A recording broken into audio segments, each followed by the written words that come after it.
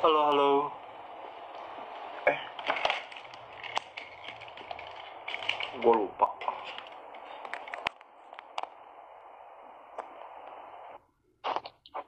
Halo.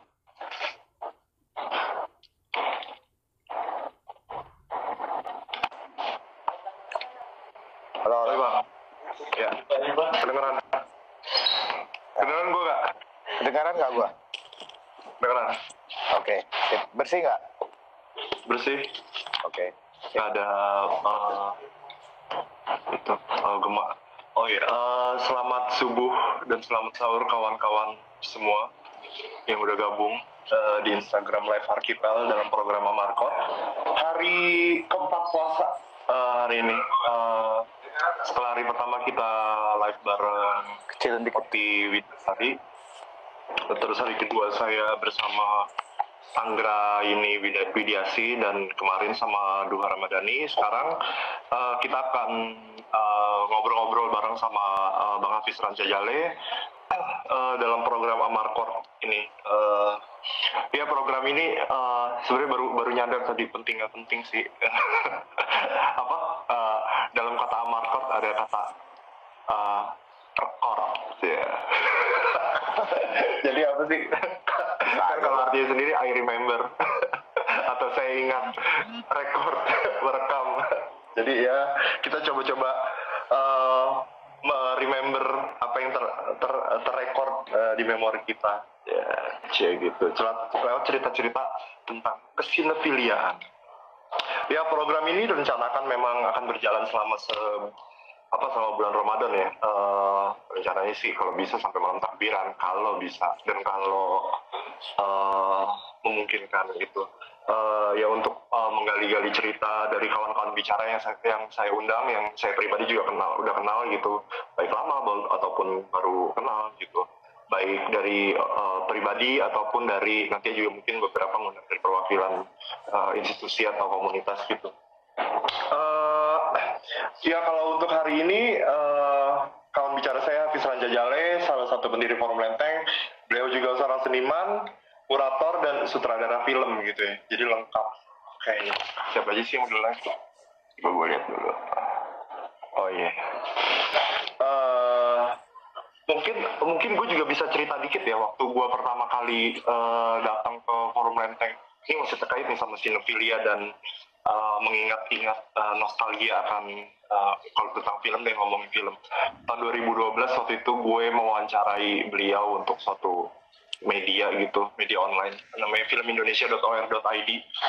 Kayaknya wawancara gue sama Bang Hafiz masih ada di website mereka gitu. Ya wawancara tentang waktu itu sih kayaknya tentang ini ya, waktu dalam rangka bulan film nasional. Pas datang ke Forum Lembang tuh kayaknya wah, sebenarnya gue udah nargetin gitu dari Twitter. Wah, gue sama Rian, ada Rajib gitu. Wah, tempat apaan nih? Kan dia muter-muter film yang kita tonton juga ya. Terus ada subtitle Indonesianya gitu. Wah, ada orang gila juga kan gitu. Kita harus sana gitu. Ya udah, terus jadi ada kesempatan untuk datang dan wawancara. Gue datang kan, gue juga ya seneng karena ini kayak suatu tempat di mana sinefilia itu dikondisikan gitu ya.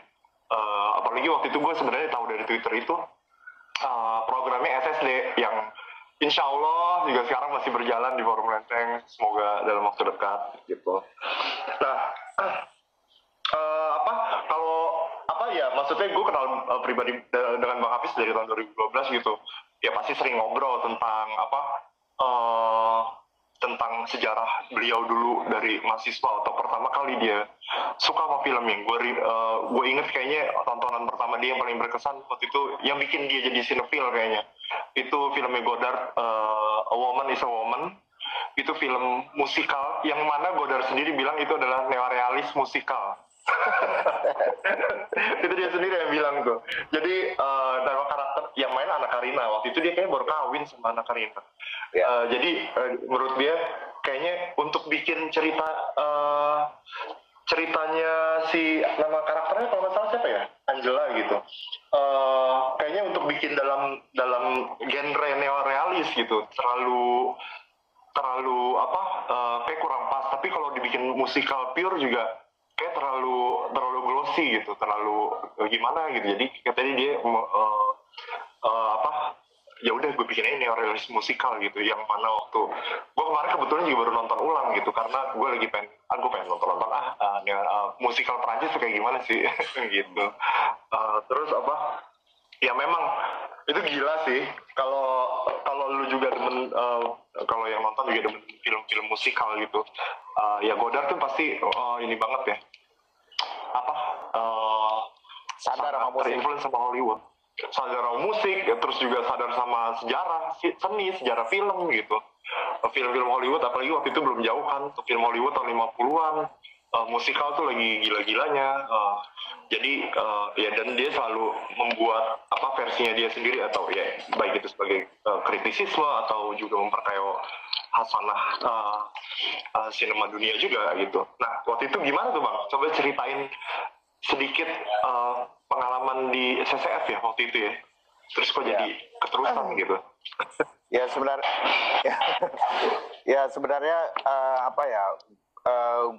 gue tadinya waktu masuk ke IKJ itu kan bukan pengen masuk ke seni rupa tadinya mau masuk musik. Ya tapi ternyata gue cukup bego di musik karena gue nggak bisa baca not balok gitu, cuma bisa genjreng-genjreng aja main musik. Ya akhirnya ya keluarga gue, abang gue bilang, lu masuk seni rupa aja, karena memang waktu itu kebetulan memang dari gue kecil gue suka melukis karena bokap gue pelukis kan ya. Nah abang gue bilang lu masuk IKJ aja. Nah ketika tahun 90 sampai 91 itu ya jadi fase pengenalan lah tentang kesenian itu apa gitu. Jadi apa aja dicoba gitu. Di satu titik di awal tahun 91 itu ada kawan gue mengajak, Elvis datang yuk ke ini pemutaran film. Karena gue juga dari kecil juga suka nonton film. Di dekat rumah gue itu ada bioskop, tapi bioskop itu bentuknya misbar gitu. Ya kira 50 meter dari rumah gue bioskopnya. Jadi gue sering menonton dari kecil di sana karena memang gue dari kecil memang dalam tanda kutip ya terpesona gitu sama film gitu. Ya sampai gue SMP SMA tuh cukup rutin gue menonton di bioskop itu. Aduh berisik nih lagi sahur. Tahan bentar. Iya. Ya boleh kayaknya Bang. Nah ya jadi ketika gue masuk IKJ itu kan itu ada departemen sinema, ada departemen teater, departemen tari, musik, dan seni rupa. Jadi lengkap gitu. Jadi pengalaman gue masuk IKJ itu jadi pengalaman esensi seni itu gue dapat di situ. Jadi gue senang banget ketika tiba-tiba teman gue mengajak, yuk nonton film yuk. Karena juga di IKJ itu di departemen sinema itu suka mutar film sebenarnya, dan mereka punya perpustakaan film, tapi nggak cukup banyak orang yang menonton. Dan tapi gue mulai datang deh tuh nonton, kenapa cari hiburan aja sebenarnya.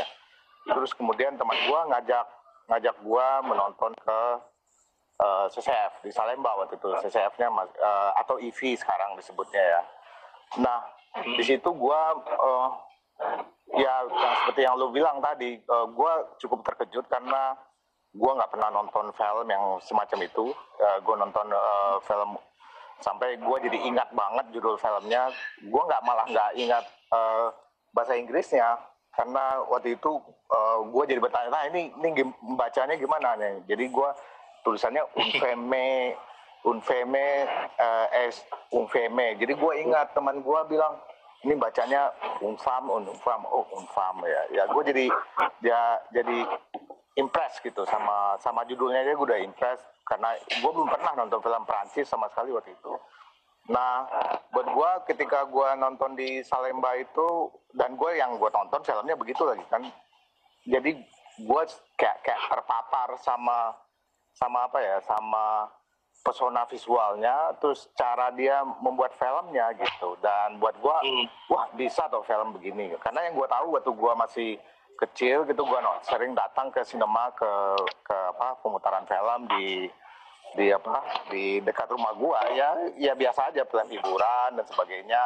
Bahkan kalau film-film Hollywood, kalau generasi gua waktu itu nggak terlalu banyak yang menonton, malah di kampung gua itu malah yang banyak nonton tuh ya film India, film Rhoma Irama, atau film-film box office yang Indonesia waktu itu ya film esek-esek dan juga film-film action ya, seperti apa, film ada dulu yang terkenal banget, film apa ya, Darna Ajaib gitu judulnya. Itu bisa berminggu-minggu itu penuh bioskopnya. Nah, dan itu yang gua tonton. Cuma yang gua senang waktu itu, mungkin ya kalau gue refleksiin lagi, gue senang gitu sama hal yang sifatnya proyeksi gitu, diproyeksiin gitu. Jadi terpesonaan gue tuh sama cahayanya gitu. Jadi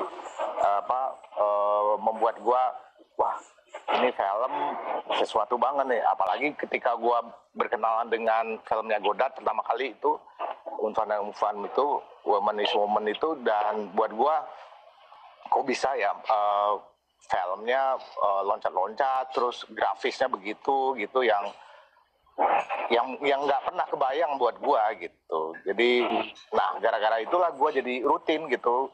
Dulu itu di CCF itu seminggu itu ada 3 kali pemutaran kalau nggak salah. Dan gue selalu menyempatkan diri karena mutarnya itu selalu sore jam 2 sampai jam 3 sampai malam gitu. Ada pemutaran jam 7 malam juga. Nah, ya itu jadi rutin ya, pulang kuliah gue usahain kesempatan untuk nonton ke sana. Nah, di sana akhirnya ketemu orang-orang penonton film gitu. Ya, orang-orang yang lu sebut tadi cinephile. Gue belum kenal tuh kata-kata cinephile waktu itu ya, tapi yang penggemar nonton film aja. Banyak orang-orang yang para budayawan gitu, seniman, dan ternyata rutin ke sana nongkrong dari siang sampai sore sampai malam gitu. Jadi saya itu jadi tempat nongkrongan. Dan gue baru sadar orang-orang seperti ada Arjuna Utagalung, ada Dolorosa dan sebagainya, nongkrongnya di sana gitu. Dan buat gue menyenangkan jadinya. Jadi berbagai macam orang dari lintas disiplin, dari sastra, dari para aktivis nongkrong gitu di sana untuk nonton film. Nah, dan gratis lagi kan. Dan buat gue ya itu kayak pengalaman yang berkesan banget buat gue. Di awal-awal gue mengenal apa itu kultur cinephile gitu. Ya nyambung ke kultur cinephile juga gitu ya. Kenapa? Ya menurut gue juga waktu pertama kali ke Forum Lenteng dan pertama tahu gitu kan, itu suatu ranah yang gue kagak tahu maksudnya. Tapi ada sesuatu yang gue rasakan, wah gue belum pernah merasakan, karena waktu itu menurut gue juga jadinya gue juga paham kultur cinephile itu bukan cuma soal nontonnya doang gitu, tapi dari prosesnya juga, dari proses mendapatkan filmnya, mengkoleksinya, menontonnya, sampai lu berbagi sama teman-teman yang lu tahu juga punya passion yang sama gitu. Iya, betul. Nah, waktu itu maksudnya ya itu yang pertama kali gue lihat waktu itu lagi SST kayaknya, program neorealisme Itali gitu. Makanya gue jadi agak wah gue harus kesana nih, karena ada orang-orang yang nerjemahin film-film neorealisme Itali ke bahasa Indonesia gitu. Orangnya kayak gimana ya? Oke. Nah, terus juga dulu kan waktu era itu udah eranya Laserdisc ya bang? Belum. Belum ya? Belum ya? Masih VHS ya. Masih VHS. Ya, ada Laserdisc, tapi cuma kelas tertentu gitu ya, kelas yang orang kaya banget yang pakai Laserdisc. Itu tahun 91 itu menurut gua masih VHS ya, yang masih dominan. Gua Halo Yuk. Iya, sorry, agak-agak, ya. Lagi udah nyambung. Ya, oke. Ya oke, buat gue zaman itu ya betul ada mulai laserdisc tapi nggak terlalu ya, masih pita kaset masih di ini. Nah betul yang lo bilang kultur sinetfil itu berbagi sama kawan gitu yang paling penting. Dan buat gue pengalaman ketika nongkrong di sana akhirnya saling cerita kan, lu punya mau nonton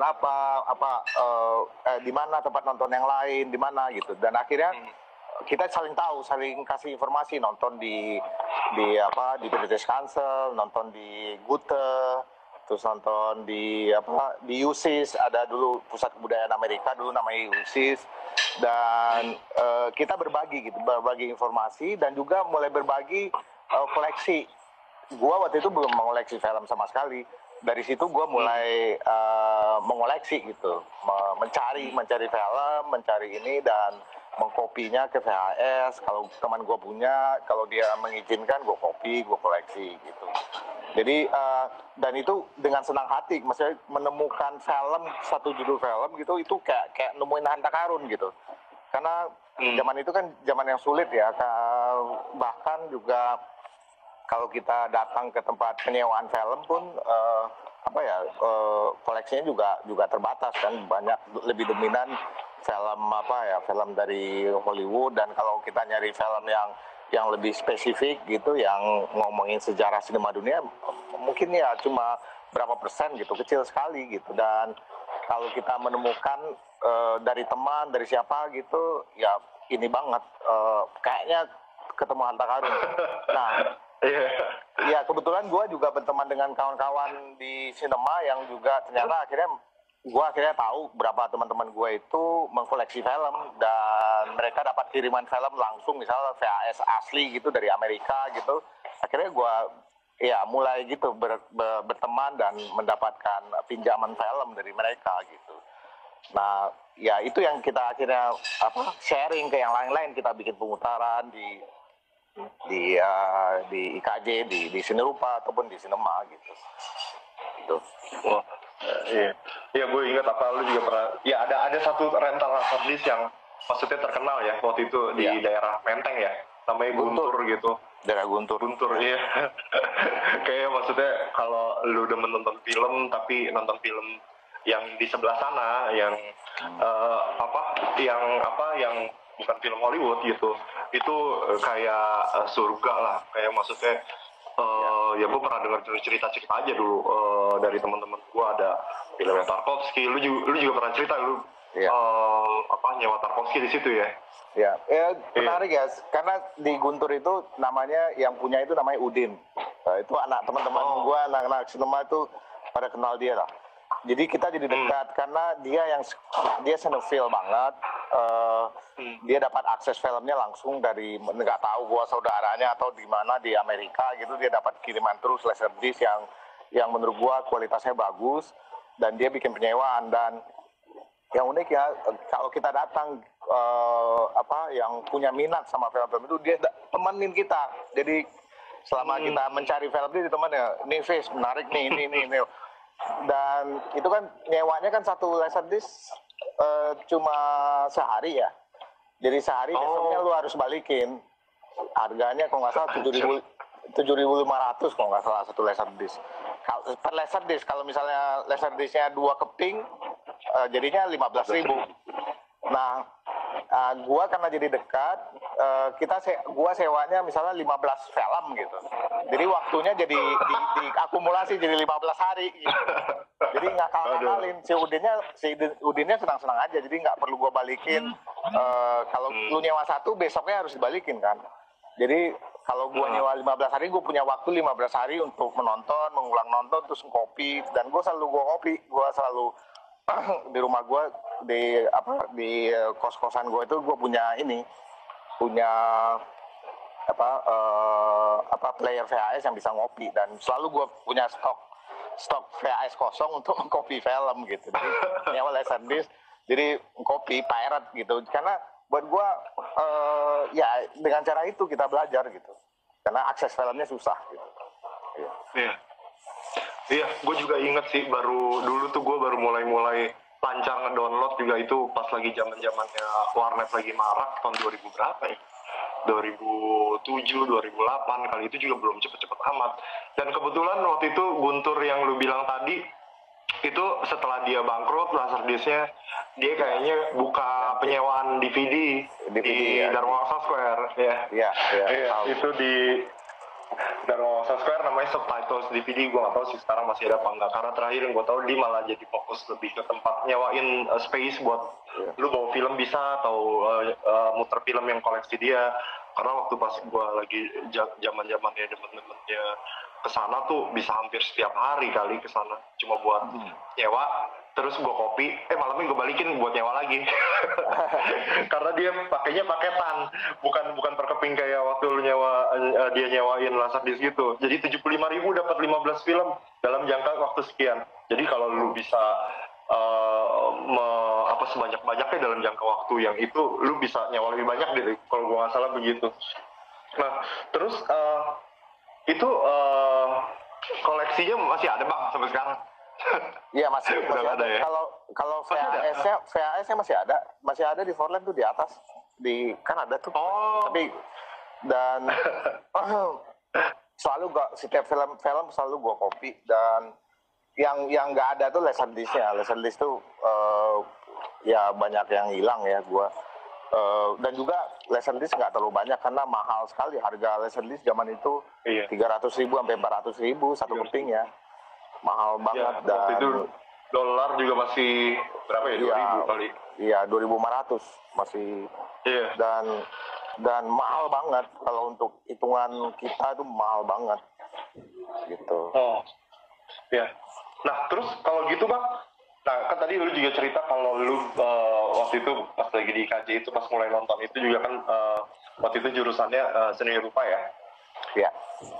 Ya terus, nah pas setelah itu lu jadi merasa kenapa sih film jadi sebenarnya penting untuk anak seni rupa jadinya ya?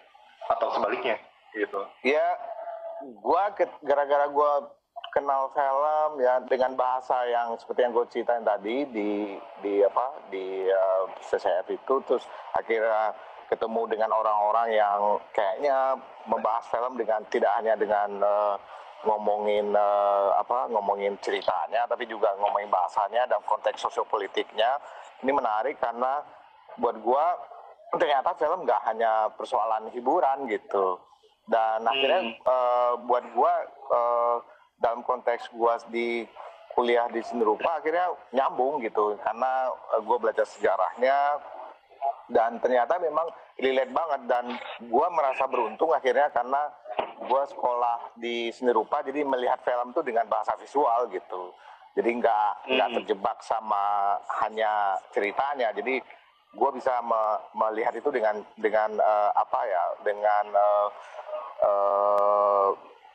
hasrat visualnya gitu, bukan hanya hasrat cerita gitu.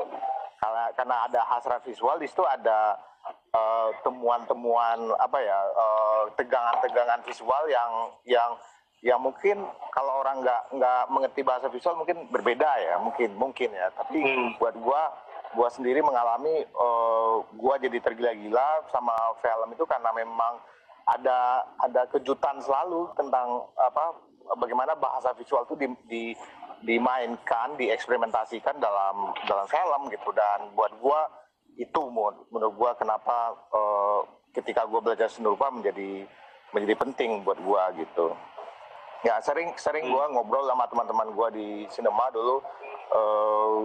Gua suka cerewet lah kalau ngobrol film gitu dulu, kalau nongkrong sama teman-teman itu, karena dianggap ya obrolan kita kadang-kadang gue dianggap terlalu jauh untuk menilai film gitu. Tapi menurut gue ternyata setelah gue baca-baca lagi kritik film di luar juga ternyata memang relate banget dengan persoalan bagaimana bahasa visual bekerja di film gitu. Jadi nggak hanya berhenti hanya di soal cerita gitu. Dan buat gue ini mungkin yang jadi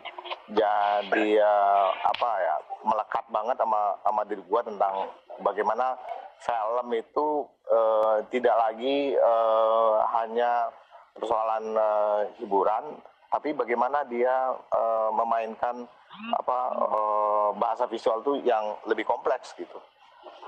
Dan buat gua, karena gua di visual, di seni rupa gitu misalnya visual tuh cuma gua lihat cuma satu ya, diam gitu misalnya. Tapi ketika di film ada durasi, ada moving image, ada dialog, ada musik dan sebagainya, kompleks banget. Itu menurut gua, wah gila banget itu film menurut gua gitu. Setuju. Nah, waktu itu kan pertama kali yang gue kepalan itu gara-gara waktu gue nonton itu Meeting Jam ya. Itu bagian dari Omnibus 9808. Kemarin sih sempat pas ngobrol sama dua, kan gue sebenarnya dia kan ceritakan tentang filmnya dia yang Jakarta Unfair gitu. Yang menurut gue kenapa itu gue bilang gue nggak suka karena kalau lu bikin dokumenter semakin lu pengen menunjukkan semua hal gitu, malahan lu tidak menunjukkan apapun gitu. Nah, waktu gue nonton Meeting Jam itu pertama kali itu kan lu kayak mengasih gambar atau foto yang di print gitu di kertasnya. Kalau menurut lu gimana? Terus juga ada permainan yang kayak si subjek, si aktor utamanya lu taruh di taman gitu. Lu bisa jadi itu waktu itu kayaknya waktu itu pendapat gue ini kayak di direct gitu, wah kocak juga nih cara bikin filmnya gitu. Nah, kan sekarang ini apalagi kan orang masih bingung dokumenter apa eksperimen, dokumenter atau fiksi ya gitu. Menurut lo kalau itu sendiri gimana, Bang? Ya, itu kan cuma metode aja. Metode di dalam dokumenter juga suka memakai fiksi, rekonstruksi dan sebagainya. Dan tapi kan basisnya tetap sama, fakta gitu. Dan dokumenter kan basisnya itu kebenaran gitu. Dan dalam konsep film kan bisa dibuat metafor yang bisa di luar fakta itu, personal bingkaian personal gitu, yang menurut gua bisa aja kejadian. Misalnya kayak Jen di film Bertemu Jen itu, gua direct dia untuk tiduran di sebuah taman gitu ya. Menurut gua sih ya fine aja, karena menurut gua nggak mengintervensi dia untuk memanipulasi faktanya, karena buat gua faktanya tetap sama gitu, karena gua nggak mereduce apa itu fakta dan apa itu fiksi gitu. Nah, di gua sendiri gara-gara gua banyak menonton film dan banyak belajar, akhirnya membaca teori film, membaca sejarah film, akhirnya gue sering bilang ke kawan-kawan, gue tuh nggak membedakan antara fiksi dan dokumenter, karena buat gue itu sama aja, karena itu sama-sama film gitu. Persoalan sumbernya aja, sumber materialnya itu adalah, kalau di dokumenter sumber materialnya adalah fakta-fakta gitu, dan kalau fiksi ya dikonstruksi sendiri gitu. Nah, itu yang membedakan itu aja. Tapi dia tetap aja film gitu, yang bisa diimajinasikan oleh penonton menjadi fiksi, misalnya melihat dokumenter gitu. Jadi nggak bisa kita hanya mengkotak-kotakan dokumenter dan fiksi itu hanya karena persoalan basis ceritanya. Tapi kalau dia sebagai film, menurut gua itu sama aja gitu. Dia film gitu. Dan buat gua ini akan jauh lebih menarik untuk melihat film, bahwa kita bisa merujuknya kepada bahwa kalau itu fiksi, kita bisa melihat itu sebagai sebuah dokumenter yang dikonstruksi dengan cara yang jauh lebih personal gitu. Ya. Nah, terus gue juga ingat waktu pertama kali gue ketemu itu dan wawancara, yang pertama lu tanyain adalah, lu tahu filmnya Robert Kramer nggak? Judulnya Milestones gitu. Nah, itu kayaknya kita harus berbagi ya, karena barusan ngomongin ini nih. Iya. Karena itu film kalau lu tonton gitu, orang pasti akan bingung. Ini pendekatannya kayak observational dokumenter, tapi lu bisa ngerasain ini kayak fiksi deh kayak gitu. Karena itu waktu itu kita sempat akhirnya setelah itu ternyata gue punya filmnya dan gue juga demen banget sama film itu. Lu baru nonton itu di CPH Doc waktu itu ya. Iya. Itu film fiksi. Kalau lu ngomongin misalnya kalau lu ngomongin fiksi adalah film yang dengan skrip gitu. Ya itu filmnya pakai skrip gitu. Dan itu diputar waktu itu di CPH Docs, suatu festival film, salah satu festival film dokumenter terbesar di dunia, itu di Copenhagen. Waktu itu lu kayaknya baru balik dari situ ya. Dan itu diputar di situ, habis direstorasi.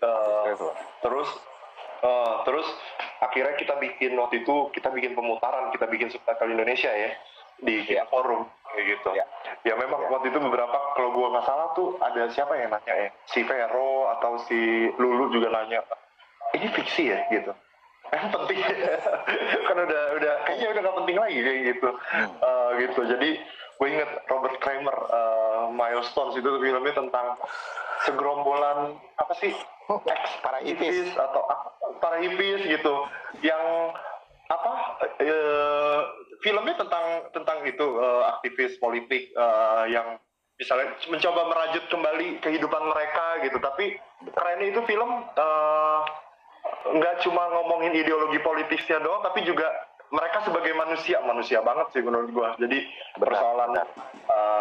ada persoalan personal, dia ternyata sekarang udah punya anak, dia punya ya permasalahan hidup yang real sehari-hari, ada ekonomi, ada ideologinya dia masih ini gitu. Itu menarik banget tuh. Jadi itu rekomendasi kita emang ya. Iya, betul. Buat gua dalam sejarah sinema itu salah satu film terbaik ya. Kalau buat gua Milestone ya. Itu emang jadi film milestone banget. Milestone dalam sejarah film 4,5 jam, dan gua ketika nontonnya langsung di CPH Doc kan baru habis direstorasi, gua cukup kaget karena gua nggak cukup kenal dengan Robert Kramer waktu itu. Tapi pas gua nonton itu, ini gila banget nih film. Karena film yang sangat politis banget, film yang ngomongin tentang advokasi persoalan anti perang, anti macam-macam lah. Tapi dikemas dalam fiksi dokumenter gitu, karena memang orang-orangnya memang real, dan juga bagaimana dealing dia dengan para aktivis itu, dan juga para pemain-pemain yang menurut gua sangat cair banget.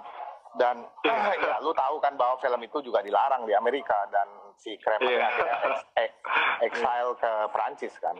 Dan menurut gua ya buat gua ini ya ngasih tahu banget ke kita bahwa ya bagaimana problematik sosiopolitik tidak hanya dengan ngomongin slogan gitu.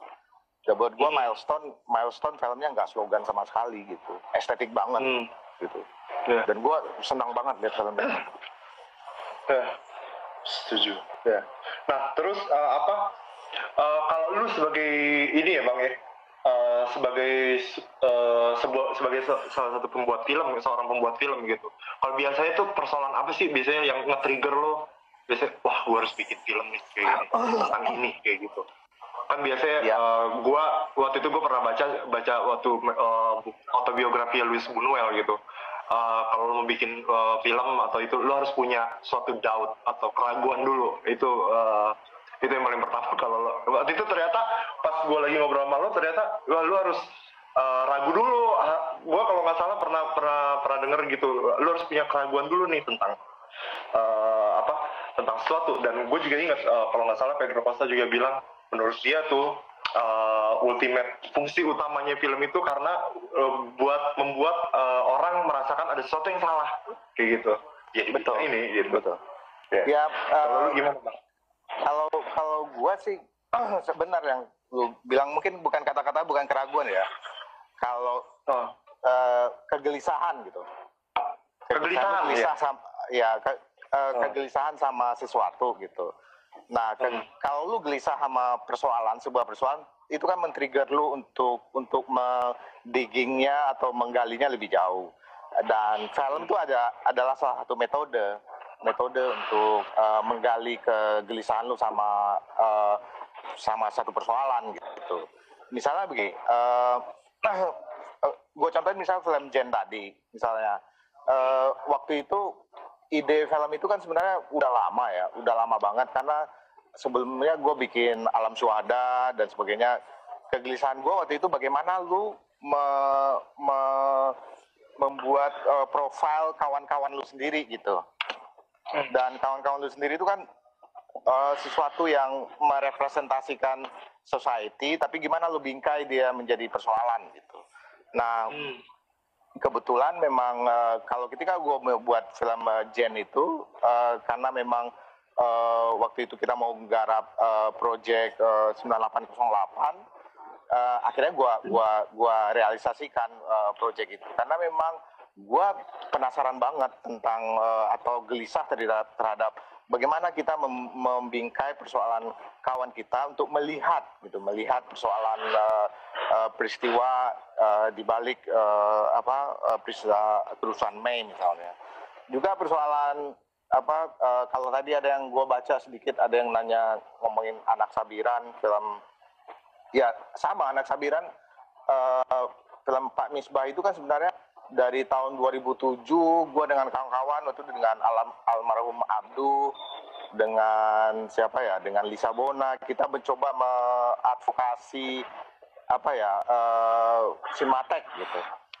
Dan memang nggak cukup berhasil gitu, dan gue punya kedekatan dengan Sinematek karena zaman mahasiswa gue sering ke sana datang untuk menonton film Indonesia, koleksi itu semua, baca buku-bukunya, mencoba mencari skrip, ada ribuan naskah film yang ada di situ, dan ya suka aja membaca di sana karena menurut gue akses untuk akses pengetahuan film dalam bentuk teks, menurut gua perpustakaan Sinematek cukup komprehensif ya waktu itu. Komprehensif. Ya. Dan buat gua jadi sering datang ke sana main gitu, hanya bikin baca aja karena akses membaca buku-buku tentang film kan susah ya. Dan ternyata di Sinematek cukup banyak, dan juga kita bisa menonton film Indonesia tentu dengan permintaan, dengan janji dulu. Buat gue kedekatan dengan Sinematek itu yang buat gue menjadi dalam tanda kutip kegelisahan yang tadi gue maksud gitu. Nah, ketika suatu waktu ada salah satu anak forum Lenteng juga, Fuad gitu, yang kebetulan kenal dengan dengan Pak Misbah, bilang Pak Misbah sakit waktu itu.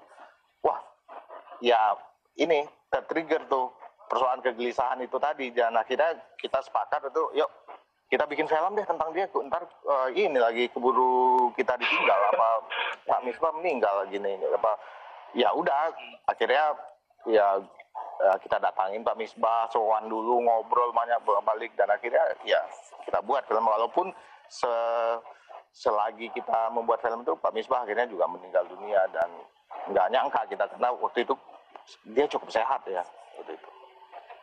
Nah, buat gua kalau lu tadi tanyain ya tema-tema apa yang atau apa yang membuat lu membuat film, ya satu kegelisahan, kedua temanya pasti tema yang terkait dengan manusia gitu. Karena dan juga metode gua lebih banyak metodenya pakai dokumenter ya. Walaupun orang memaknainya itu nggak dokumenter dan sebagainya, ya terserah. Tapi metode yang gue pakai itu berbasis fakta-fakta gitu. Bagaimana gue menginterpretasi fakta gitu. Ya. Oke. Nah ya, terus apalagi lanjutkan sekarang. Nah, waktu itu kan lu juga waktu zaman kuliah juga kan tadi ternyata temen nongkrong lu yang sesama demen nonton itu juga kan nggak cuma dari anak-anak film tapi juga dari anak-anak seni rupa, atau mungkin waktu itu kultur apa sih, gue juga pernah dengar lu cerita tentang ada yang diinisiasi yang waktu itu Gus Dur suka datang itu bang. Oh iya. Kineklub. Maksudnya Kineklub ya, maksudnya gue kalau denger cerita-cerita lu kan gitu kayak anjir asik banget ya dulu ya. Ada orang yang mengorganize suatu acara menonton bareng dengan sebegitu kerennya kayak gitu menurut gue. Boleh cerita sedikit itu? Ya menariknya para budayawan kita zaman itu ya, budayawan kita zaman itu atau seniman atau yang duduk di Dewan Kesenian Jakarta zaman itu tahun 90-an waktu gua kuliah itu, orang-orang yang memang multi disiplin pengetahuannya gitu. Dia orang sastra misalnya, tapi punya pengetahuan film, punya pengetahuan seni rupa. Orang film juga punya pengetahuan seni rupa dan pengetahuan sastra, dan juga punya pengetahuan politik. Engage semuanya. Dan buat gua menarik karena kalau untuk konteks sinema, perayaan sinema itu menjadi sangat luas gitu. Nah, ketika gua masuk IKJ tahun 90, gue langsung tahu ketika gue udah mulai suka menonton film, gue tahu akhirnya ada Kina Club di DKJ waktu itu yang diinisiasi oleh Salim Said dan penontonnya itu ya penonton yang ini banget menurut gue, yang sangat dedicated gitu. Iya, dedicated karena setiap bulan tuh ada pertunjukan film selama 1 minggu dan selalu dipublikasikan, dan itu untuk menjadi anggotanya kalau nggak salah biayanya setahun itu 150.000 kalau nggak salah jadi anggota. Terus tapi kalau lu jadi anggota lu beli tiketnya murah gitu, setengah harga gitu. Nah gua dulu senang banget karena Salim Said kan oke lah filmnya, dia memutar film-film dari, gua baru mengenal film-film dari Eropa Timur tuh ketika nonton di Kina Club itu. Dia membawa film-film dari Ceko, bawa film dari Polandia dan sebagainya. Dia bikin pemutaran khusus tentang itu. Terus kemudian bikin retrospeksi Ingmar Bergman, terus juga bikin retrospeksi Nicholas Ray, bikin retrospeksinya Satya Jitre, dan semuanya diputar pakai seluloid. Dan waktu itu memang, dan orang-orang yang duduk di situ kan yang mengelola itu kayak Salim Said, dan juga anggotanya ada di situ, ada Gus Dur, ada banyak lah para budayawan itu ya, orang-orang yang cukup dalam tanda kutip cukup powerful ya, karena dan dipercaya oleh institusi seni di dunia gitu. Jadi ketika ada pemutaran film film berkualitas itu bisa dikasih gitu, bisa dipinjamkan untuk diputar, karena menurut gua karena memang dedikasi orang-orangnya dan penontonnya rame banget. Gua juga senang waktu itu karena setiap pemutaran itu rame dan selalu ada diskusinya, dan gua belajar banyak di situ. Gua senang tuh ngelihat kalau udah diskusi ngomongin tentang satu tema gitu. Pernah satu ketika gue nggak tahu tahun berapa ya, 91, 92 gitu, mereka bikin pemutaran film-filmnya ini, film-film Warkop dan sebagainya. Dan tapi dalam konteks ini kan Kina Club ini memang kayak klubnya para sinetron dan melihat film tuh dari kulturnya, bukan hanya dari pasar gitu. Jadi menurut gua perannya para penggagas yang menonton film ini, yang menjadi anggotanya Kina Club itu cukup penting dalam perkembangan sinema selanjutnya. Menurut gua orang-orang seperti Garin dan yang angkatan inilah senior itu menurut gua dulu juga anggota Kina Club ya. Yeah. Dan karena menurut gua dulu kan akses film susah ya. Kapan lu bisa nonton lengkap filmnya Satya Jitre gitu? Nggak susah, di mana lu nonton gitu. Terus Kina Club kerjasama sama, dulu ada pusat kebudayaan India namanya Jawaharlal Nehru, dan mereka kerjasama sama itu dan memutar film-filmnya Satya Jitre gitu. Terus juga mereka kerjasama sama Gute, mutar New German Cinema gitu. Gue dari situ gue kenal misalnya kayak siapa, Wenders, Fassbinder dan sebagainya, itu dari sana gitu. Wah, itu menunjukkan perjalanan sinefilianya yang memang nggak akan habis gitu. Selalu ada yang baru, yang lu baru tahu, dan karena ada kultur berbaginya itu yang penting. Ya menurut gue. Terus juga apa? Juga waktu kita juga kan pertama kali menginisiasi kita berencana untuk menginisiasi Archipel gitu kan. Waktu itu pertanyaan lu waktu itu Bang, banyak gak sih sinefil di Indonesia sekarang gitu? Iya. Ya ada sih, Bang. Kalau di online sih rame ya. Di kayak di Kaskus, waktu itu kan Kaskus lagi jaya-jayanya tuh ya. Di forum-forum film, dulu juga ada namanya Cafe Gaul atau di mana lagi gitu. Maksudnya bukan di mana lagi, bukan nama itu, bukan nama website. Maksudnya di website mana ada orang pada nulis di blog gitu.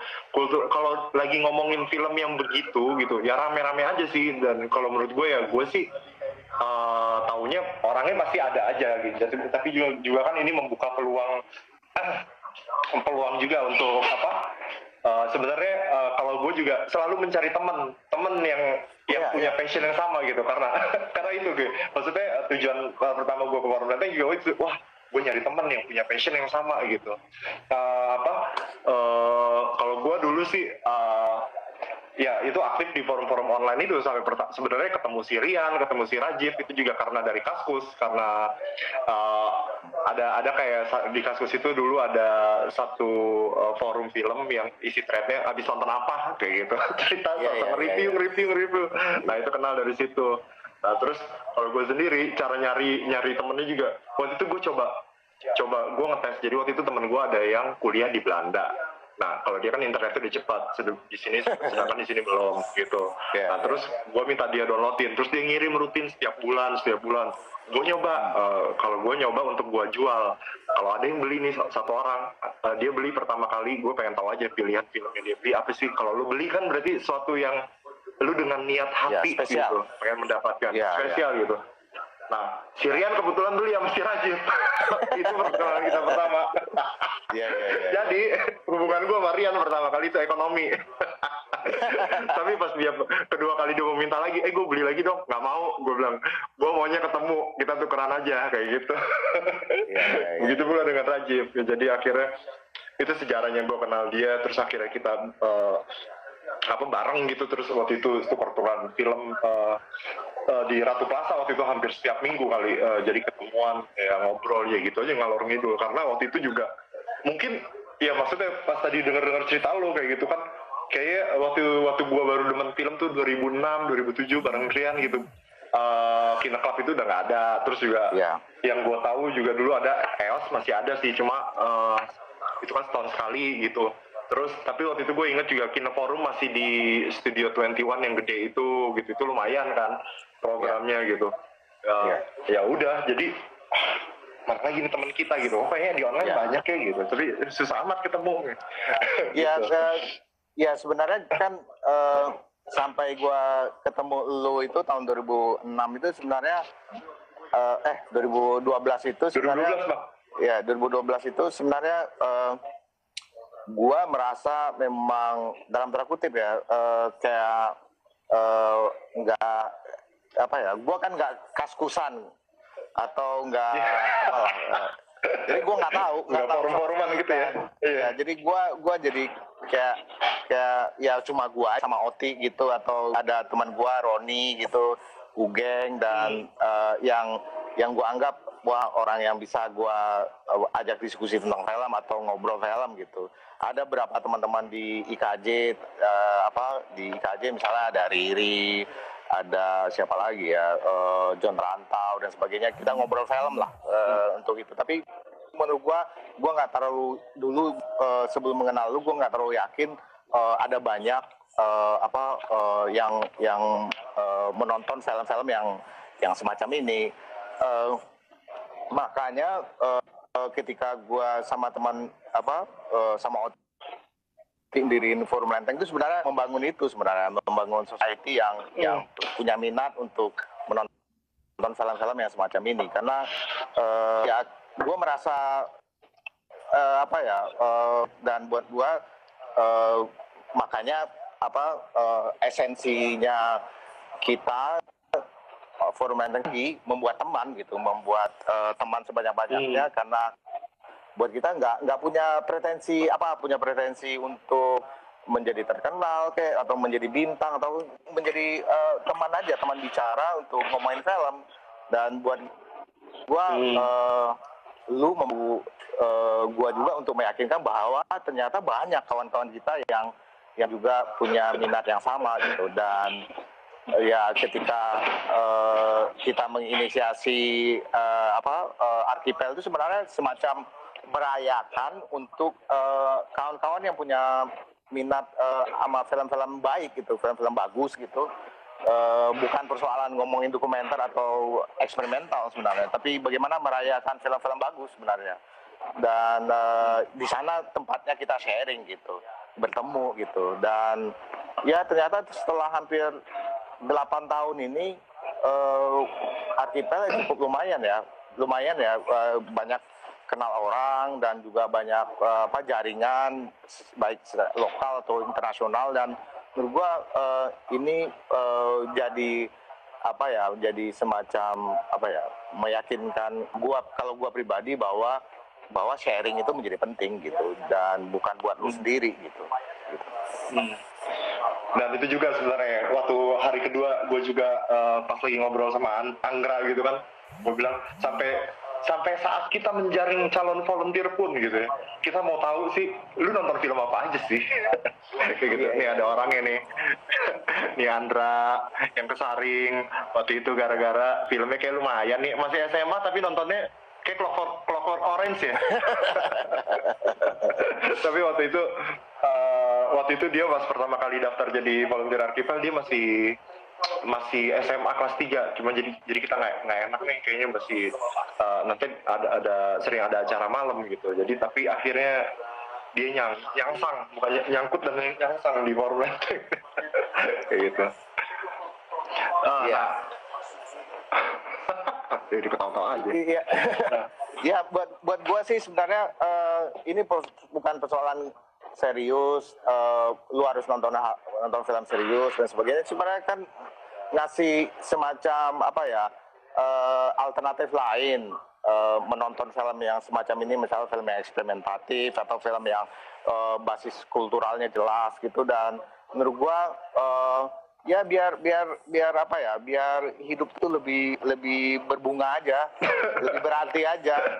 Kalau hanya tahu film Hollywood ya cukup segitu aja. Bukan gua menolak film Hollywood atau hiburan, tapi ya kayaknya lu lebih asik lagi dah, punya sesuatu yang lebih luas, yang lebih kayaknya berisi gitu.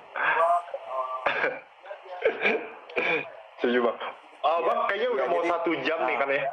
Oh iya, terusin bang, terusin. Ya kalau mau 1 jam mau istirahat dulu. Iya, soalnya udah diingetin sama produser kita, Mas Volta. Ya, jadi kita kayaknya kita break 10 menit kali ya, untuk makan sahur. Iya, nanti kita lanjut lagi ngobrol. Berbunga-bunga tuh, Blay. Blay, lu gabung lagi 10 menit lagi ya, Blay? 5 menit lah, 5 menit. Yang lain juga 5 menit, ya udah. Silakan yang mau ngambil makan sahur dulu, boleh bebas sambil dengerin kita ngobrol sambil makan-makan gitu. Ya, nanti kita balik lagi. Ya. Di save pasti bang.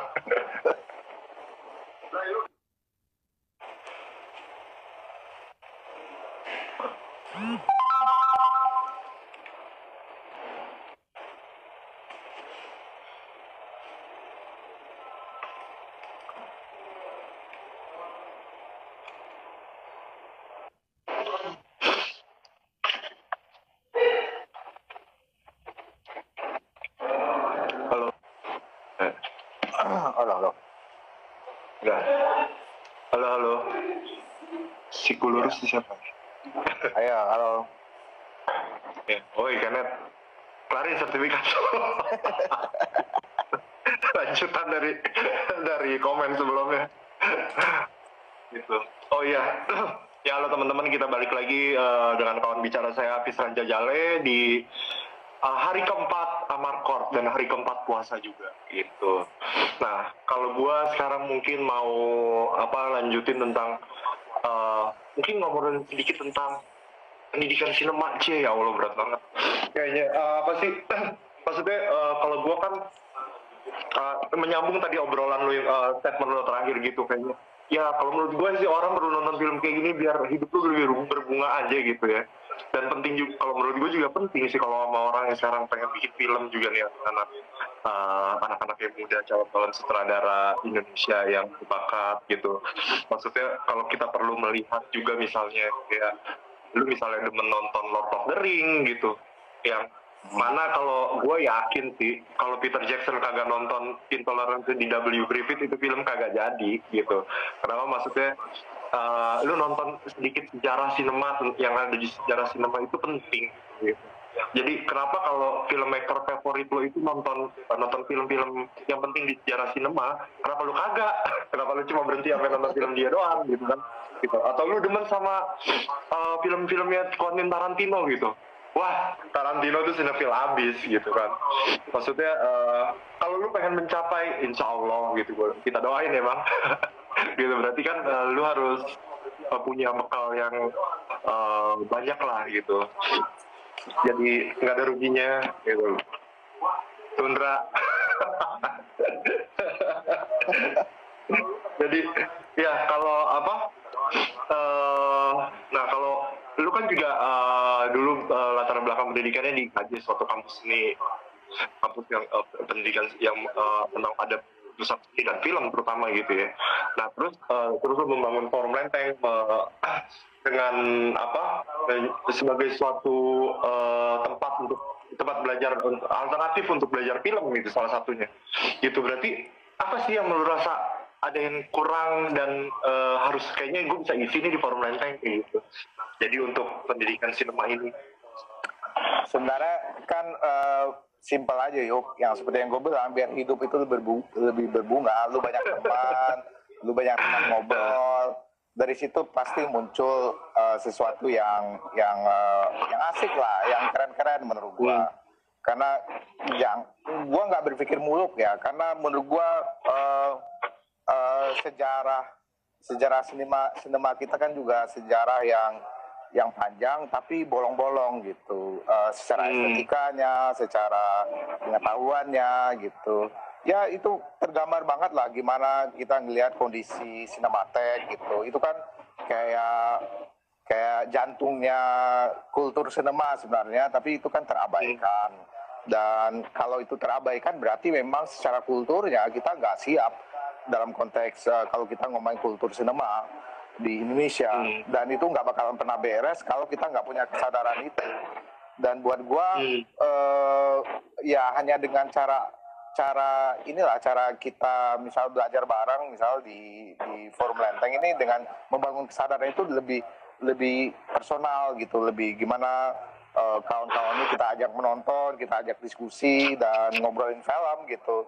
Benar yang kata lu bahwa hampir semua filmmaker dunia atau seniman apapun lah, misalnya dia orang seni rupa, contemporary art, atau seorang kurator, atau yang gua kenal ya pada umumnya, atau sutradara film, itu pada umumnya cinephile ya, pada umumnya peminat film yang nggak bisa dibohongin bahwa ketika mereka menjadi seorang seniman, misal seniman kontemporer gitu, pemaknaan kontemporer itu muncul karena ada film gitu, atau pemaknaan tentang bagaimana lu mengkuratori sebuah event contemporary art itu juga terkait dengan film, bagaimana film itu bicara, karena itu ngomongin durasi, ngomongin waktu, ngomongin macam-macam suara dan sebagainya. Karena eksperimentasi dan avant-garde di dalam dunia seni, ya film salah satu motor penggeraknya menurut gua. Bukan hanya, kalau misalnya di seni rupa, bukan hanya geng kelompok dada dan sebagainya itu yang menggagas untuk kehadiran avant-garde, tapi film salah satunya. Lu tahu bahwa bagaimana kelompok ekspresionis Jerman dan kelompok-kelompok dari Eropa Timur gitu yang mendorong lahirnya film-film avant-garde gitu. Jadi menurut gua ya kita harus tahu itu kalau kita memang merasa diri pengen menjadi pengen menjadi profesional di bidang itu. Tapi kalau nggak menjadi profesional di bidang itu juga nggak apa-apa. Buat gue yang tadi itu hidup lu lebih berbunga gitu, lebih bermakna aja gitu, bahwa aspek hiburan di dalam konteks sinema bukan hanya itu gitu, ada banyak gitu. Sama seperti lu baca buku, bukan hanya Andrea Hirata doang gitu.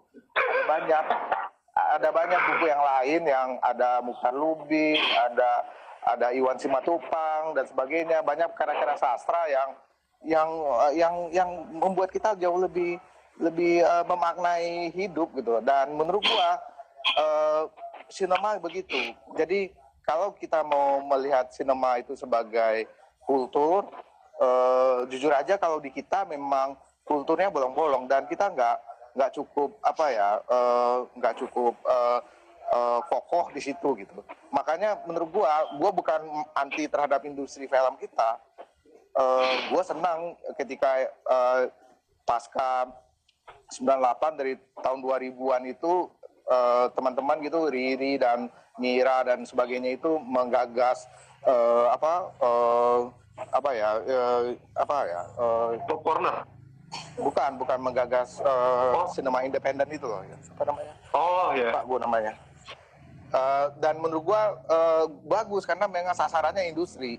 Dan gua senang banget ketika Riri bikin Sherina dan dan Mira bikin Ada Apa Dengan Cinta karena menghidupkan industrinya. Ya itu bagus ya. Tapi kan bukan hanya aspek itu di dalam konteks kalau kita ngomongin sinema ini menjadi kultur, karena ada aspek-aspek lain tentang pengetahuan sinema, pengetahuan film ini yang kita nggak siap gitu, dalam artian dia sebagai sebuah bangunan yang saling kait-mengkait.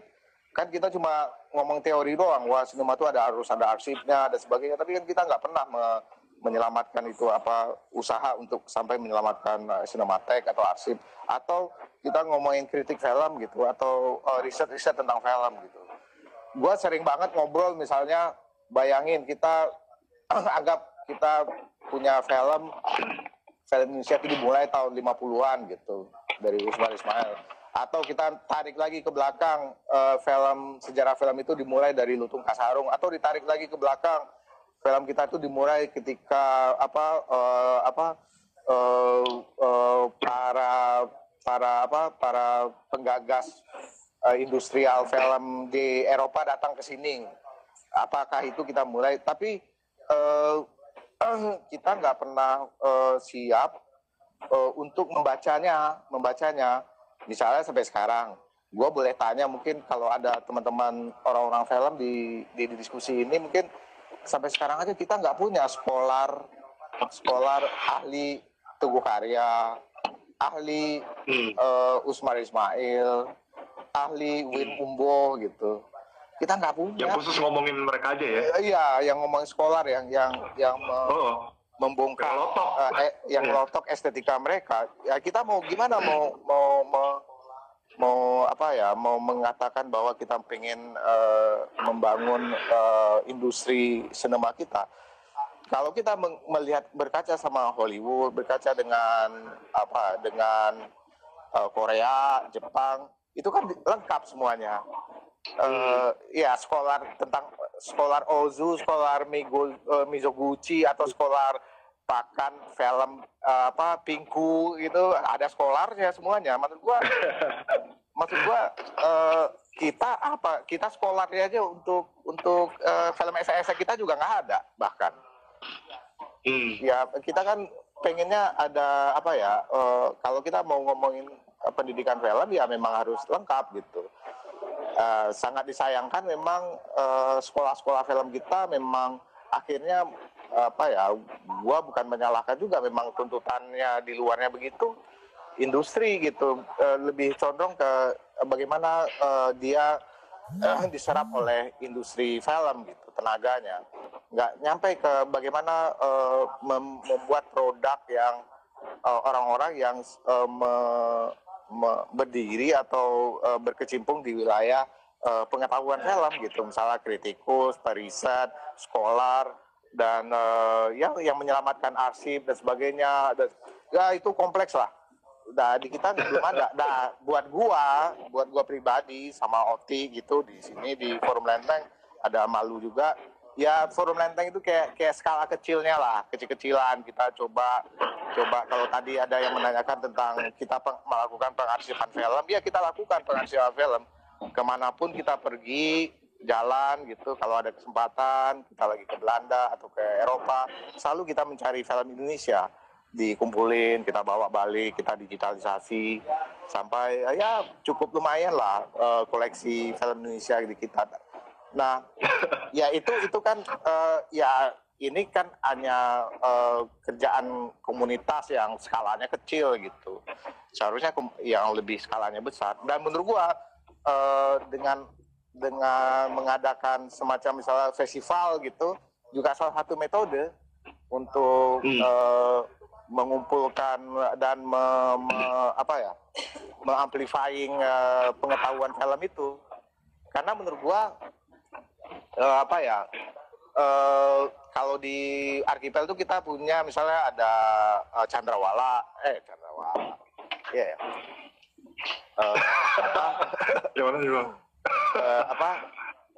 Yang khusus Indonesia. Iya, Chandrawala ada, kita juga ada kurasi. Iya, kita ada pameran kultur sinema. Ya dengan cara itu mengamplifying tentang pengetahuan sinema. Ya kalau orang melihatnya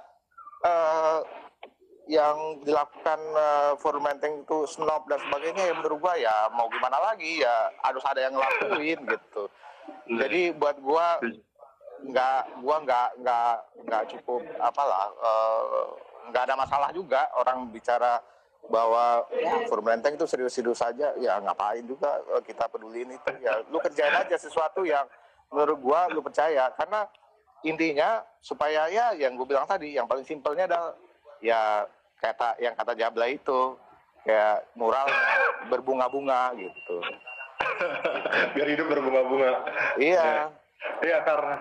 Iya, karena ya semangat sebenarnya itu juga semangat untuk berdasar juga semangat sinefilia, gimana untuk tetap mencari yang nggak ada habisnya dan tetap berbagi yang selalu ada yang baru. Maksudnya ya bisa dibilang snob, tapi juga salah satu sisi positifnya adalah nggak pernah merasa puas. Pokoknya kalau gue nemuin sesuatu yang temen gue belum nonton dan gue bisa sharing ke dia gitu, itu kayaknya suatu kesenangan yang luar biasa sih. Gitu. Ya. Nah, terus kalau sekarang ini Bang, kan kalau kita dulu ngomongin dulu pas lu waktu pertama kali lagi jatuh cinta sama film gitu, masa-masa perburuan atau pencarian film-film itu kan kayak ribet banget sekarang ya. Sekarang akses online lah banyak banget. Lu mau streaming yang khusus film-film eksperimental atau yang film klasik gitu ada. Lu mau nonton TV yang isi TV series dong ada. Bahkan di Netflix sekarang, gue juga baru tahu tuh dari lu yang ada film-film Polandia tahun 70-an ada dimasukin Netflix sekarang. Yang dulu gue pot-potan download ya gitu. Itu gimana Bang? Harusnya kalau gue pribadi ya pasti lu juga ya makin seneng ya, karena makin banyak saluran yang kita untuk nyari, memang jadi banyak banget, tapi ya harusnya itu bisa menjadi yang kurang menurut gua, yang jadi hilang adalah surprise-nya. Surprise. Jadi karena terlalu banyak akses dan semuanya sepertinya dan tanda kutip gampang, nggak ada surprise-nya. Kalau yang menarik dalam kultur sinetron itu kan surprise-nya gitu, ketegangannya lu mendapatkan sesuatu gitu. Dan buat gua tetap berkurang sebenarnya dalam situasi sekarang. Dan di satu sisi gua juga sampai sekarang gua merasa misalnya gua menonton film di TV gitu, TV yang cukup besar gitu, atau di komputer, tetap aja gue nggak ngerasa nonton sinema sebenarnya. Buat gue sinema itu proyeksi tetap. Makanya gue senang banget kalau mau menonton film yang lebih serius itu pakai proyektor. Itu buat gue karena buat gue perlakuannya berbeda gitu. Kalau lu nonton di TV, ya mentalnya lu nonton TV yang lu membebaskan orang untuk terjadi distraksi sama saat lu menonton. Karena kultur sinema kan adalah kultur cahaya ya, yuk. Yang paling penting itu kultur cahaya, bukan kultur streaming yang lu lihat di layar monitor.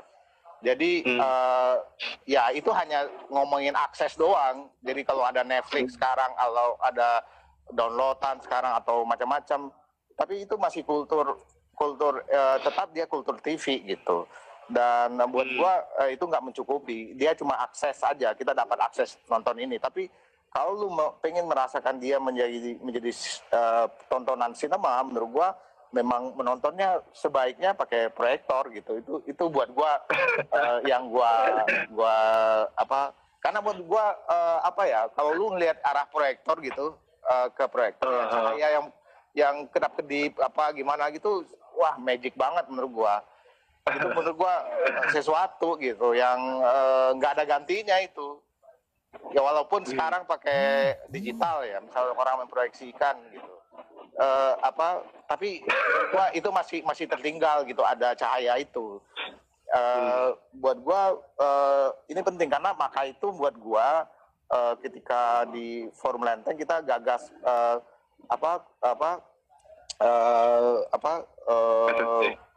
SSD ya, Senen Sinema Dunia itu kita memutar film pakai proyektor. Walaupun itu bisa ditonton pakai TV kan, tapi ditonton pakai proyektor, nonton bersama-sama karena itu dilakukan spesial gitu. Buat gua membangun kultur sinema ya dengan cara begitu, karena lu nggak bakalan pernah dapat esensi sinemanya kalau lu hanya nonton di monitor. Apalagi yang gue lihat kemarin ada anak-anak kayak Duha gitu nonton di handphone, nggak ngerti gua. Jujur aja, gua sebagai orang dulu gitu menjadi nggak ngerti banget gua, orang nonton pakai handphone tuh nggak ngerti gua. Buat gua sih itu benar banget tuh kata Belatar sama kata si Pedro Costa, ini benar digital nih benar-benar menghancurkan sinema katanya. Buat dia Netflix dan sebagainya itu yang pokok VOD itu benar-benar menghancurkan sinema menurut dia. Dan ya kalau lu tahu itu ya menurut gua ya jaga, menurut gua menjaga hasrat itu gitu kan. Yang terakhir juga si tahun lalu misalnya gue lihat di satu wawancara di YouTube gitu, misalnya Godard bilang bahwa ya ini periode keempat kata dia kehancuran sinema dunia katanya, dihancurkan oleh teknologi gitu. Yang dulu itu dihancurkan oleh misalnya oleh perang, terus kemudian oleh ideologi, kemudian ada lagi dihancurkan oleh televisi kata dia, kemudian oleh video gitu. Sekarang ada lagi nih kata Netflix namanya gitu.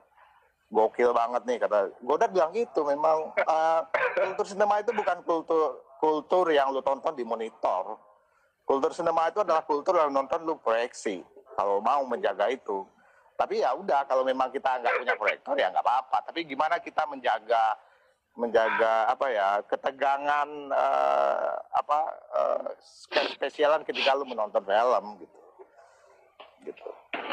Bentar, tadi ada komen, berarti kultur sinema cuma buat anak kota dong. Ya lah, emang nggak pernah nonton layar tancap?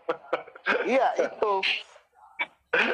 nggak mesti, bukan gini loh.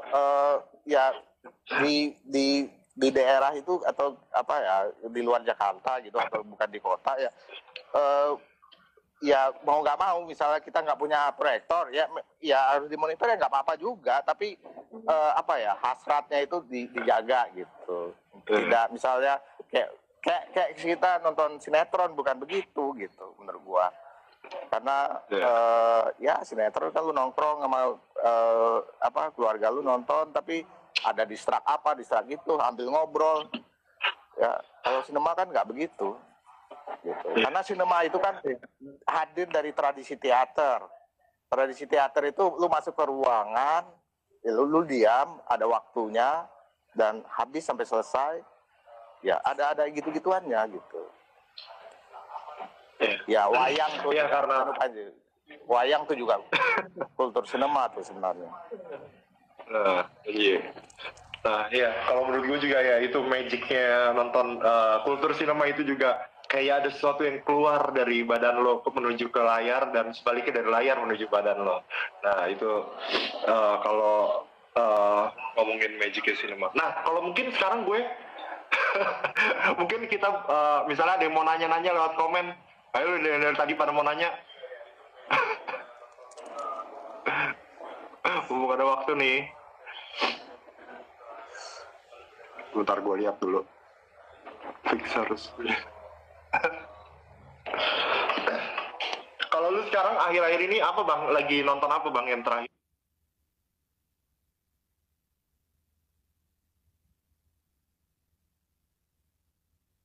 Terakhir sebulan atau 2 minggu terakhir ini yang menurut lo lagi menarik banget. Gua ingat sih kayaknya kita waktu atau berapa minggu yang lalu kita nonton bareng filmnya siapa yang Jepang? Hiroshi Teshigahara, iya. Hiroshi Teshigahara, Woman in the Dunes, yang sedikit preview ya. Kayaknya kita plan-plan misalnya pengennya sih diputar di Archipel tahun ini, gitu. Buat preview dikit nih. Ya, buat gua, gue ingat banget gue bilang ke Yuki waktu itu pas nonton Woman in the Dunes, Yuk, kayaknya kita ketinggalan 100 tahun ya sama Jepang nih, secara estetiknya. Ya, gue bukan berlebihan ya, karena memang ada disiplin yang menurut gue belum pernah dicapai oleh sinema kita kalau gue bandingin dengan Woman in the Dunes ya. Ada craftsmanship, ada estetika sastranya, terus kemudian teknologi, kemudian scientific dalam dialog-dialognya. Buat gua Teshigahara menurut gua ya gokil sih. Gua cuma mengenal namanya sebelumnya, tapi 1-2 filmnya juga tonton, tapi gua tonton lagi kemarin Woman in the Dunes, gokil sih. Ya menurut gua dan juga ya Teshigahara juga seorang perupa ya, seniman ya, dia pematung ya, dan cinephile juga. Dan kalau kita kaitkan dengan obrolan kita tadi, ternyata memang pelukis gitu ya. Ya, dan juga menurut gua akhirnya gua jadi sadar bahwa memang craftsmanship visual itu memang punya sejarahnya dari orang-orangnya itu, bagaimana dia ketat sama apa yang namanya visual. Misalnya kayak Abbas Kiarostami juga pelukis misalnya, atau banyak lah seniman-seniman Robert Bresson juga. Kalau ngelihat si Kurosawa juga gambar gitu, gambar sketsa Kurosawa kan ya, gambar storyboardnya gila-gila. Storyboardnya dia bikin sendiri juga. Misalnya Satyajit Ray, seorang kartunis gitu, komikus gitu, dan itu terkait dengan visual semua menurut gua. Dan itu nggak bisa dibohongi. Dan ketika gua nonton kemarin Teshigahara, ya wah, emang no wonder gitu melihatnya. Gua bilang wah, gila nih film. Film yang satu lagi gue tonton itu filmnya siapa? Face of Another. Bukan, enggak, gue nonton filmnya ini.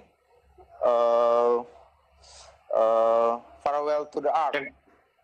Filmnya Shuji Terayama ya. Shuji Terayama itu juga gokil. Dan gue senang karena nonton film itu dari dulu gue kan senang banget sama sastra ya. Gue senang banget membaca gue baru selesai membaca 100 Years Solitude misalnya gitu ya, dari karyanya si Marquez gitu.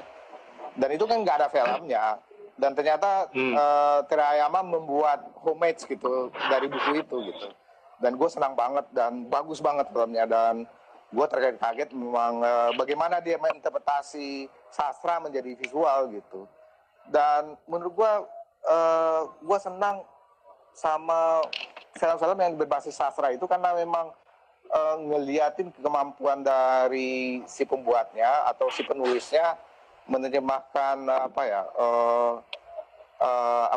menerjemahkan teks menjadi kata-kata menjadi visual.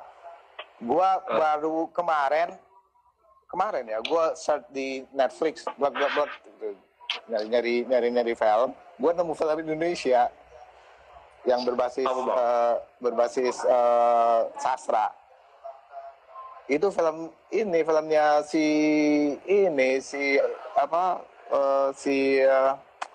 siapa sih namanya itu? Gua jadi lupa.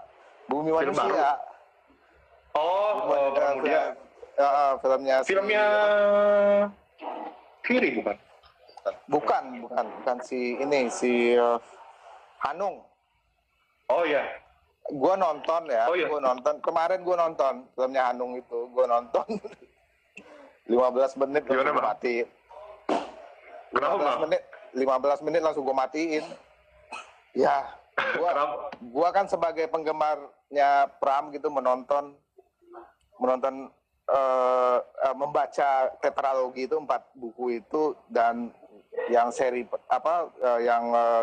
karya yang pertama yang Bumi Manusia itu kan gokil banget ya, sastraik banget dan imajinatif banget dan gila ya. Buat gua Hanung benar-benar jadi melecehkan buku itu. Menurut gua pribadi sangat kecewa banget sama film itu. Kemarin pas gue nonton kita ini ada yang nanya sih, kayak udah diingetin lagi, kayak bentar lagi udah mau imsak nih, tapi ada yang nanya nih kayak mana tadi kaiku_id bisa komentarnya dengan fenomena semakin mengecilnya layar apalagi dengan adanya pandemi ini. Ya buat gue ya dengan pandemi ini kan salah satunya kayak dialog semacam ini kan salah satu cara menjaga konektivitas kita, menjaga kewarasan kita sama situasi ini gitu. Dan buat gua ya saatnya kita menonton di rumah gitu, menonton apapun lah yang ada di rumah, dan kalau bisa lu diskusikan dengan teman-teman, lu obrolin, ya itu jauh lebih produktif. Jadi karena menurut gua ya waktu kita jauh lebih banyak, waktu untuk membaca, waktu untuk menulis, waktu untuk menonton gitu. Seharusnya situasi sekarang juga membuat kita jauh lebih aware sama sinema menurut gua. Terus kedua yang ditanyakan tentang layar yang semakin mengecil, ya itu gua sih ngomongin kekecewaan gua tadi, misalnya masa nonton film di handphone sih. Ya tapi itu kan keniscayaan teknologi ya. Konsumennya ya lu nggak bisa tolak gitu. Anak-anak generasi sekarang bisa menonton film itu dengan handphone, ya nggak apa-apa juga. Tapi yang paling penting itu kan bagaimana menjaga hasratnya itu sebagai sesuatu yang punya gregetnya gitu. Dan buat gua kalau gua pribadi, gua nonton di layar kecil begitu nggak punya gregetnya. Tapi kalau buat misalnya generasi sekarang itu ada gregetnya, ya nggak apa-apa juga gitu. Jadi gua juga bukan anti sama perubahan ya. Tapi yang gua omongin tadi tentang bahwa sinema itu adalah proyeksi, itu adalah fakta bahwa lu akan merasakan real apa itu sinema itu ya di cahaya itu, di ruang gelap. Ya di ruang cahaya gelap gitu. Ya. Bang, kayaknya udah imsak nih bang. Ya nggak apa-apa. Terus aja. Gak apa-apa. Wah, ada si Rajif nih. Ada yang nanya lagi nggak? Di atas ada tadi kawan. Sorry bentar gue lihat. Ini gimana sih? Ada yang request juga nambah 30 menit. 10 film yang lu rekomendasiin buat warganet. Anjir warganet. Apa ya?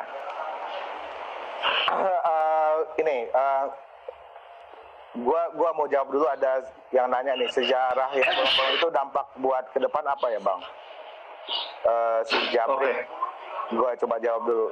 Yang bolong-bolong itu menurut gua sejarah yang bolong-bolong itu membuat kita nggak pernah siap untuk mencari bahasa film yang kita mau gitu. Lu lihat aja tadi yang gue komentarin tentang filmnya Hanung atau filmnya siapapun lah tadi, menurut gue membuat kita nggak punya konfidensial sama confident gitu, percaya diri sama bahasa kita sendiri gitu. Nah karena ya kita akhirnya mencontoh dari luar terus gitu. Kita nggak pernah tuntas ngomongin estetikanya Usmar Ismail gitu, kita nggak pernah tuntas ngomongin estetikanya Sumanjaya gitu, padahal mereka membuat temuan-temuan loh, dan buat gue itu penting. Belum lagi kelompok Lekra gitu, Kotot Soekardi misalnya gitu ya, Baktiar Siagian gitu, dan sejarah itu penting buat kita tahu gitu bagaimana estetika filmnya bekerja. Nah buat gue ini penting lah menurut gue untuk ke depan gitu. Dan kalau itu bolong-bolong itu terus, kita nggak pernah bisa berhasil untuk menemukan sinema yang pas buat kita. Bukan berarti gue nggak ngomong identitas ya, karena buat gue karya seni ya nggak perlu identitas negara lah, dia ada terus lah pasti. Kalau lu bikin ya pastilah. Dan buat gue kalau sejarah itu lengkap, tapi pasti bisa menemukan karya sinema yang memberikan kedekatan sama kita gitu. Terus kalau lu tanyain tadi, ada yang nanya 10 film yang direkomendasikan untuk ditonton di saat-saat lagi nggak bisa kemana-mana nih. Wah, di saat-saat nggak bisa kemana-mana ya. Tapi menarik juga ya, iya. Maksudnya tadi lu bilang juga, nih saat-saatnya lu banyak baca buku, banyak nonton film, biar pas lu nanti bisa ketemu sama teman-teman lo lagi, lu ada bahan obrolan baru yang belum pernah lu obrolin sebelumnya gitu. Film terakhir film siapa? Oke. Bang, ada rekomendasi yang baru-baru ya setahun belakangan ini deh yang lo tonton gitu? Film yang terakhir gua tonton apa ya? Pertama film gua tonton di Netflix nih ya. Wih, boleh nih. Kuba Kameramen. Itu gua suka banget filmnya. Itu film dokumenter orang Amerika yang dari tahun 70-an merekam perubahan sosial politik di Kuba. Itu pertama yang gua tonton, menarik ya. Yang kedua tadi yang gua barusan, 2 film yang gua tonton tadi sama Yuki juga. Film itu Woman in the Dune ya. Woman in the Dune. Sama The Face of Another. Ya, Face of Another, dan ini yang ketiga ini Farewell to the Ark ya. Farewell to the Ark. Suci Terawayama, dicatat ya yang nanya tadi. Buat bahan lumayan kan, buat bahan tontonan. Yang klasik-klasik ya ada, tetap buat salah satu film terbaik dunia itu tetap Bicycle Thief ya. Gua senang banget Bicycle Thief. Terus juga filmnya Satya Jitra ya apa judulnya? Apu trilogi Apu tuh buat gua udah lah, itu udah tontonan wajib kalau buat gua. Wajib. Kalau ada yang belum nonton Bicycle Tips nih, yang nonton dari tadi nih, yang nontonin kita dari tadi, belum ada yang nonton Bicycle Tips, mendingan lu besok nonton dah. Iya. Sambil nunggu buka puasa. Iya, Bicycle Tips ya. Terus tentu gua senang banget sama film-filmnya ya Friends New Wave gue suka ya, teman-teman suka ya, bahkan gue cukup terinspirasi lah sama angkatan itu ya, senang banget karena gengnya mereka ya, Godard, Truffaut, Rene dan sebagainya, itu menurut gue penting ya ditonton. Kemudian juga ya film-film ya Fellini juga baik ditonton. Ya. Jodorowsky masuk list lu gak, Bang? Iya. Ya kalau lo mau sebutin yang dia suka mah banyak banget. Ya Jodorowsky masuk, tapi itu yang snob aja. Nah, menarik nih kalau ngomongin sinefilia juga sama hubungannya sama French New Wave, karena termnya sendiri juga kayaknya justru baru ada tuh pas mereka aktif itu ya, karena mereka memang punya satu geng yang kerjaannya hampir setiap malam nongkrong di Cinémathèque Française nontonin film dari vaultnya Cinémathèque Française, yang ternyata juga banyak yang belum tersentuh waktu itu gitu ya. Jadi term sinefilia mulai dari nontonin, ngobrolin, sampai mereka akhirnya jadi penulis kritik film di Cahiers du Cinéma, sampai mereka akhirnya jadi pembuat film. Ya hampir semua dari mereka jadi sutradara, terus akhirnya sekarang mereka jadi babon di dunia gitu. Berarti ini suatu kultur yang baik gitu dan positif gitu. Maksudnya apalagi kalau lo memang menjadi punya cita-cita atau impian jadi sutradara ya. Gitu. Terus ada yang lanjut tuh, Bang. Apa? Film Indonesia dalam 10 tahun terakhir. Film Indonesia dalam 10 tahun terakhir apa ya? Ya menurut lo oke lah. Iya, filmnya Angginun ya, bagus ya. Filmnya Angginun tuh. Filmnya Angginun yang Lady Kedi ya. Terus ya filmnya si BW juga bagus tuh, lumayan yang Beruang Negara. Terus kemudian City juga lumayan lah. City terus juga wah ini Bajo.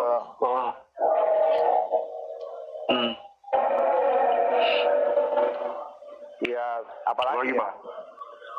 Ya Turah. Ya Turah. Gue senang banget karena Wisnu ya.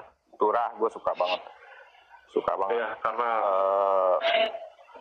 Ya, karena memang buat gue Wisnu nemuin bahasanya yang gue maksud tadi, yang gue ngomongin tentang nggak perlu sulit tapi bahasa yang pas gitu, bahasa sinema yang pas gitu. Hah? Kenangan bersentuhan dengan sinema ketika kecil. Wah ini Bajo nih teman gue nih. Teman lo di Pekanbaru bukan? Bukan, teman di Jakarta, anak ISIP, teman OTI juga. Oke. Halo, apa kabar Jo? Ya buat gue sih ya kenangan waktu kecil ya, gimana ya? Gue pernah, ya kebetulan memang bioskop itu dekat dari rumah gua, cuma 50 meter jaraknya dari rumah gua. Jadi dan filmnya bioskopnya itu Misbar. Kalau film itu diputar malam hari, suara film itu diputar tuh kedengaran sampai ke rumah gua karena pakai toa kan. Bukan pakai speaker itu ya? Iya, karena Misbar, dan buat gua itu kenangan penting menurut gua. Nama bioskopnya Tuah Sakti. Sekarang udah nggak ada. Tuah Sakti. Dan gue sering waktu kecil, waktu SD, SMP lah terutama, yang udah mulai bisa keluar rumah malam gitu nonton. Kadang-kadang kalau gue sama teman-teman gue tuh nonton pakai karcis potongan disambung dengan karcis yang lain gitu. Jadi karcis palsu. Juga gue apa ya, kebetulan memang yang penjaga loket dan penjaga pintu masuk itu ya tetangga gua lah. Ya gua suka mau masuk gratisan gitu, mau liatin terus. Dan gue suka nonton sama teman-teman gue. Ya kalau kenangan nonton waktu kecil ya itu, ya yang pasti apa ya, ada 2 bioskop yang bagus di Pekanbaru itu, namanya Baledang Merdu dan satu lagi Latifa. Kalau Latifa itu di Pekanbaru itu gedungnya kayak ini loh, kayak Metropol gitu. Iya, bergaya Art Nouveau gitu, dan bagus gitu. Dan ya gue kadang-kadang nonton di situ juga gitu, waktu SMA tapi. Gitu. Itu agak-agak lebih mahal ya? Agak-agak lebih mahal, itu di bioskop. Bioskop. Gitu.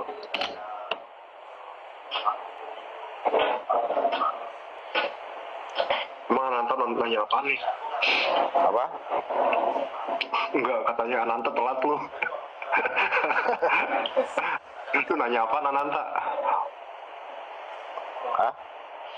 Wah, dari si Rahmat ala Rahmat. Ya. Ya. Apalagi yuk? Ya, Bang, kita udahin dulu kali ya. Udah mau jam 5 nih. Yang di belakang udah Bang udah mau habis lagi nih.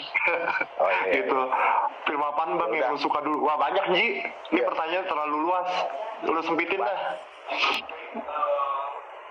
Tadi Bang, ada perbedaan semangat untuk bersinema nggak sih antara Indonesia di luar? Ada semangat untuk bersinema nggak sih antara Indo di luar kalau kita ada menanggapi Indo?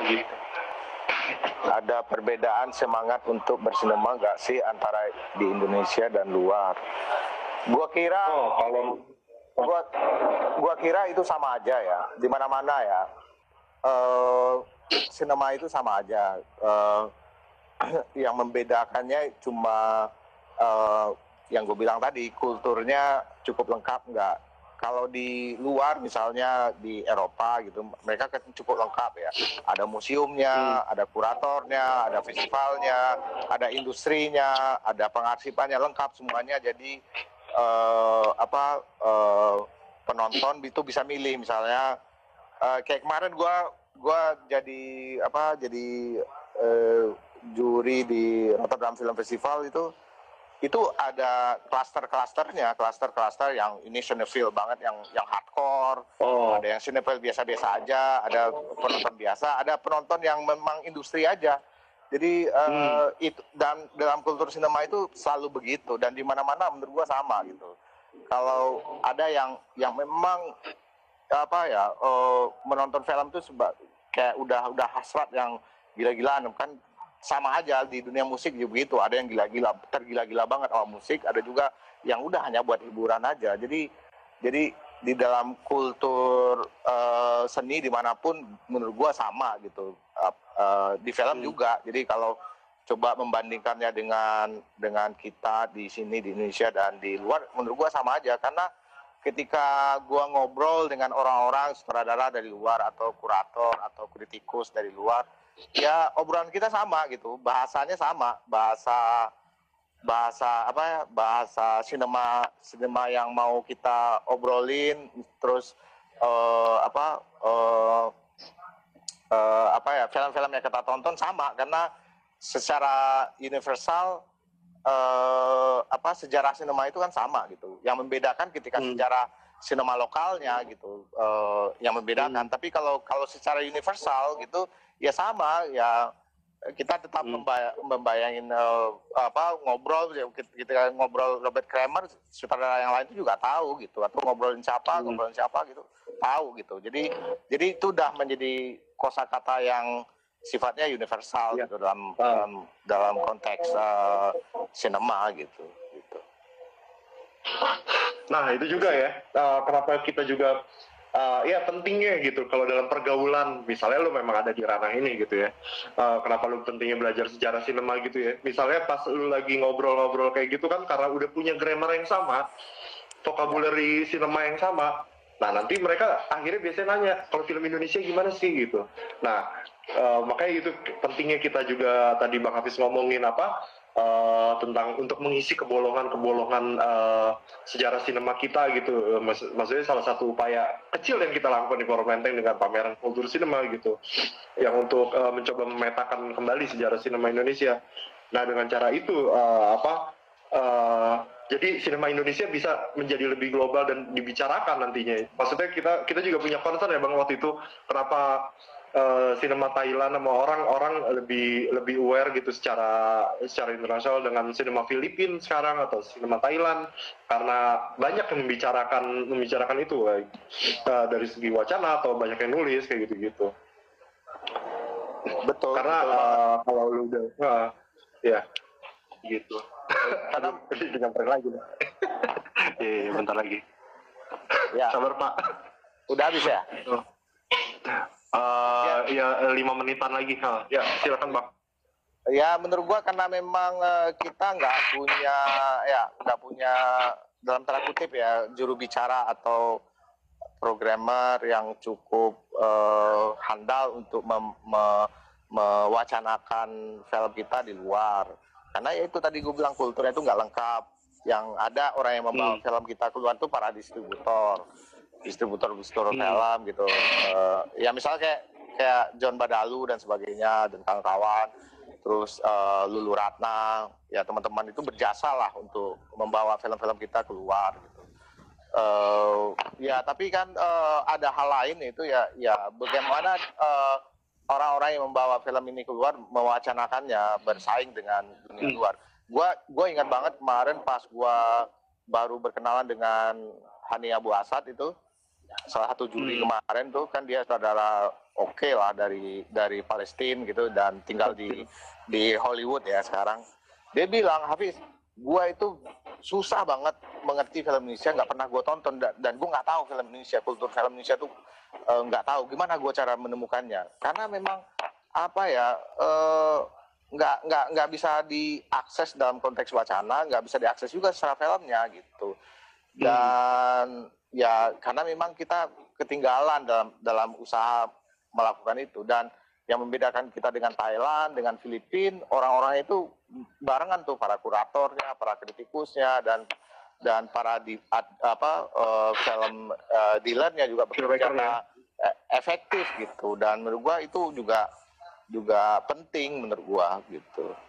Ya gua berasa banget lah kemarin gitu ketika di festival di Rotterdam itu, berasa banget gitu kita tuh terasingkan gitu dalam tanda kutip ya, walaupun ada film kita, ada filmnya Anggino di situ, tapi merasa terasingkan karena memang kita nggak main di wilayah wacana. Di sana orang ngobrolin film Libanon, film Filipina, film Cina, film Thailand, dan film Mesir dan sebagainya, bahkan film-film Latin Amerika. Tapi kita nggak, Afrika dibicarakan gitu. Dan buat gua ini saatnya kita mungkin lebih peduli sama itu sih. Oke, ya. Oke ya. Itu penutup dari obrolan kita hari ini, edisi keempat dari Amarcord. Terima kasih kawan-kawan yang sudah bergabung dari tadi. Kami undur diri dulu. Selamat berpuasa dan sampai jumpa besok lagi. Nah tadi ya.